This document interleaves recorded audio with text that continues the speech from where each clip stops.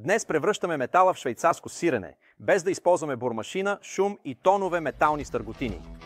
Пред вас е хидравличният резач за отвори в метали.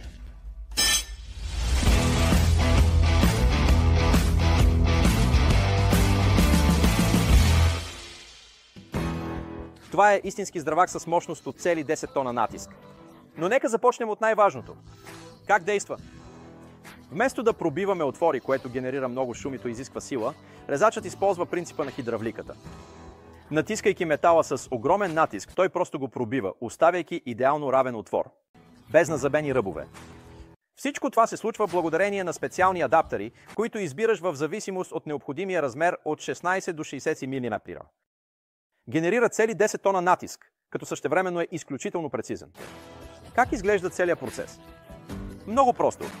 Прецакваш го, адаптер за резача, поставяш го на мястото, където трябва да бъде увеличен отвор и бам! Хидравликата си върши работата.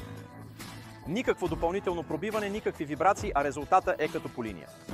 Освен това, отпада и цялото забавление с поправянето на ръбовете на отвора, защото резачът ги оставя идеално гладки. А кой може да се възползва от това устройство? Професионалистите от металната индустрия ще бъдат на седмото небе. Слесарските работилници, заводите, произвеждащи стоманени конструкции или инсталаторите, които се нуждаят от бързи, прецизни отвори в електрически шкафове, капаци или панели. Но това средство не е запазено само за специалисти. Ако си майстор, който обича да има в работилницата си нещо повече от просто чук и бормашина, то хидравличният резач е за теб. Със сигурност ще ти улесни живота. А сега сигурно ще попитате защо резач, а не бормашина. Веднага отговарям. На първо място прецизност. Бормашината никога няма да ви даде толкова идеално равни ръбове. На второ място удобство. Не е нужно да подготвяш цялата работна маса, за да увеличиш отворите в металите. На трето място спестяване на време. Резачът работи мигновено, а неговата сила на натиск ти позволява да не се притесняваш за трудни материали. И най-важното, край на летящите стърготини, които винаги влизат там, където не трябва.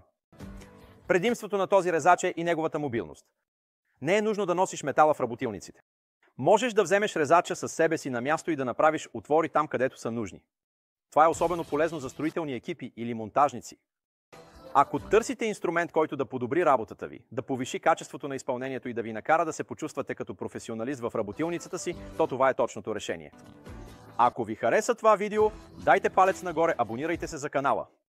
Благодаря ви, че гледахте и се виждаме в следващите материали.